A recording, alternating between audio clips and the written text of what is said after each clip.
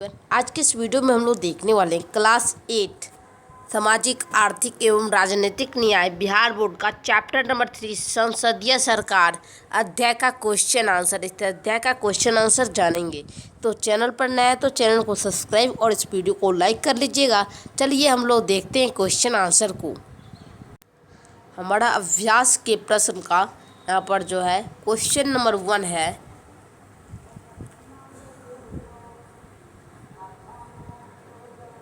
हमारे यहाँ 18 वर्ष से अधिक उम्र के सभी लोगों को वोट देने का अधिकार है। आपकी समझ से क्या यह ठीक है? तो हम लोग उत्तर देखते हैं इसका।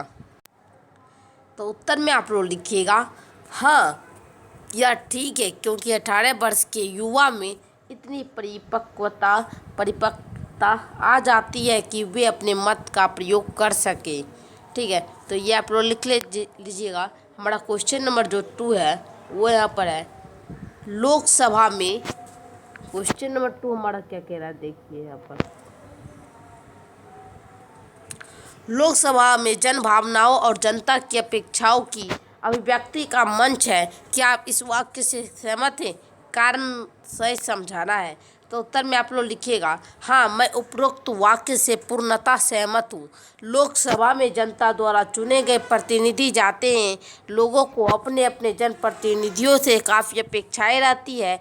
वे उनसे अपनी हर समस्या का समाधान हक पूर्वक करना चाहते हैं अतः लोकसभा जन भावनाओं और जनता की अपेक्षाओं की अभिव्यक्ति का मंच है। इस प्रकार आप लोग लिख लीजिएगा। क्वेश्चन नंबर जो हमारा 3 नंबर है वह है यहाँ पर हमारा लोकतांत्रिक शासन में आम लोगों की भागीदारी किस प्रकार से होती है, एक उदाहरण देकर समझाएं। तो उत्तर में लिखेंगे आम लोग अपने मत का प्रयोग कर संसद और विधानसभा में प्रतिनिधियों को भेजते हैं। यही प्रतिनिधि जनता के इसमें शासन का कार्य करते हैं। अतः लोकतांत्रिक शासन में आम लोगों की भागीदारी अप्रत्यक्ष रूप से होती है। उदाहरण दिया है, आप लोग लिख लीजिए आंसर।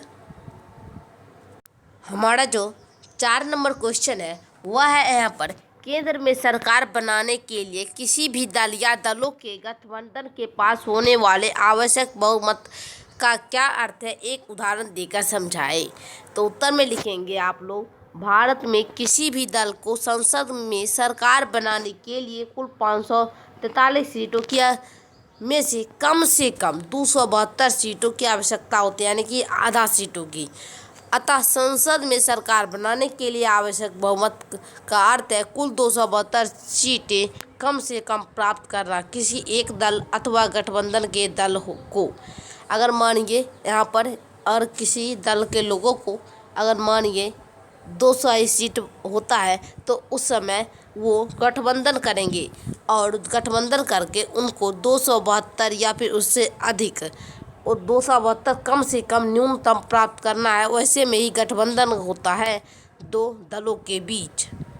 5वां को नंबर क्वेश्चन है यहाँ पर हमारा, संसद मंत्री परिषद पर किन किन तरीकों से नियंत्रण करती है, इनमें से आपको कौन सा तरीका असरदार लगता है और क्यों?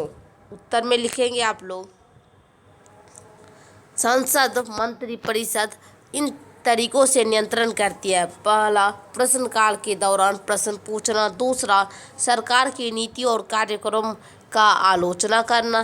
तीसरा, सरकार के खिलाफ अविश्वास प्रस्ताव पेश करना। मुझे इनमें अविश्वास प्रस्ताव लाने का तरीका सबसे असरदार लगता है। 6 नंबर क्वेश्चन हमारा है 6 नंबर यहाँ पर क्वेश्चन है हमारा, संसद के मुख्य कार्य कौन कौन से अपने शब्दों में लिखना है।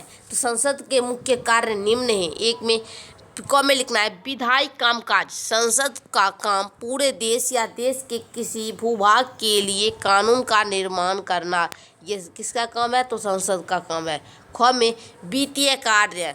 सरकार के कार्य कई होते हैं जिनके लिए बहुत धन की ज़रूरत होती है। संसद अपनी वित्तीय शक्तियों के द्वारा सरकार के कार्यों के लिए धन संतोषी उपलब्ध कराती है। सरकार को खर्च की गई राशि तथा प्रस्तावित आय का हिसाब किताब संसद को ही देना होता है। यह दूसरा काम हो गया। तीसरा काम होता है संसद का यहाँ पर सरकार को नियंत्रित करना, मार्गदर्शन और जानकारी देना। संसद का सबसे महत्वपूर्ण कार्य सरकार को नियंत्रित करना है। संसद सरकार को मार्गदर्शन देने का कार्य भी करती है।